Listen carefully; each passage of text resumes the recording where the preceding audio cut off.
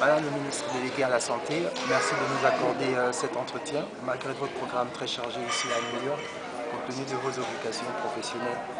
Pour la communauté gabonaise, nous souhaitons que vous puissiez vous présenter à elle et l'édifier sur l'objet de votre visite ici à New York. Merci, je m'appelle Claudine Monvola, médecin de formation. Je suis ministre déléguée à la santé, aux affaires sociales, à la solidarité nationale et à la famille. Je profite de mon séjour à New York qui a trait à la commission sur la promotion de la femme pour parler un tout petit peu du Gabon, car je crois savoir qu'au niveau de la diaspora, il y a beaucoup de choses qui se disent et que les gens ne connaissent pas du tout. Je suis médecin, je suis ministre délégué à la santé. Que vous dire par rapport à la santé, sinon qu'il y a beaucoup de choses qui sont en train de se faire. En ce moment, il y a des structures hospitalières qui sont en train de voir le jour. Il y a un centre hospitalo-universitaire qui est en train de se créer au niveau de l'hôpital général. Je tiens à vous rappeler que l'hôpital général est en plein chantier. Nous allons avoir dans 5-6 ans une structure digne du Gabon. Indépendamment de cela, il y aura une autre structure hospitalo-universitaire qui se créera du côté d'Ovendo. Et en même temps, je tiens à rappeler qu'en ce moment se construit également le centre de cancérologie. Nous allons devoir avoir notre centre à nous. Nous n'aurions plus besoin d'évacuer nos patients vers l'extérieur, ce qui nous coûte très cher, et tout en sachant également que nous avons quand même des moyens physiques pour pouvoir assurer cette fonction. Beaucoup de choses se font.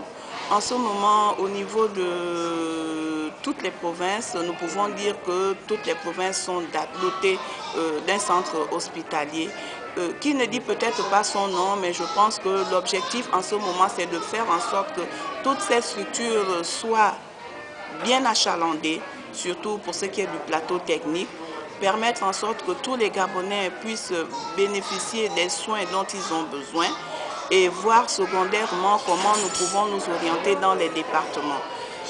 Tout ceci pour aller dans le sens de l'émergence que prône notre président de la République, j'ai cité Ali Bongo Ondimba. Je tiens également à vous rappeler qu'en ce moment, au niveau du Gabon, avant le décès du feu président Omar Bongo Ondimba, il avait été mis en place la Caisse nationale d'assurance maladie qui est en train de voir le jour en ce moment. Nous avons commencé avec la prise en charge des Gabonais économiquement faibles qui est à sa fin. Nous avons entamé la prise en charge des fonctionnaires qui est également à sa fin, ne reste plus que les retardataires. Et nous allons démarrer dans si peu de temps la prise en charge des étudiants, des élèves et voire des agents du privé.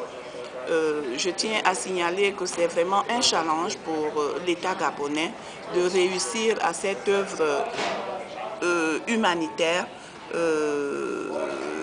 qui, je l'espère et je le sais, fera en sorte que d'autres pays africains se retournent vers nous pour voir la manière dont nous avons pu mettre en place ce projet.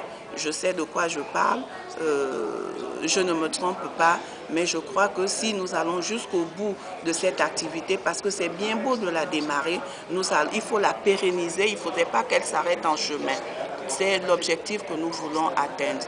Faire en sorte également au niveau de la santé que tout le monde ait accès aux soins de bonne qualité, ce qui veut dire avoir un plateau technique de bonne qualité, ce qui veut dire également avoir un personnel de bonne qualité, parce qu'à ce niveau également, nous avons des petits soucis, mais je crois qu'avec le temps, nous réussirons à faire de cette action du président une action positive.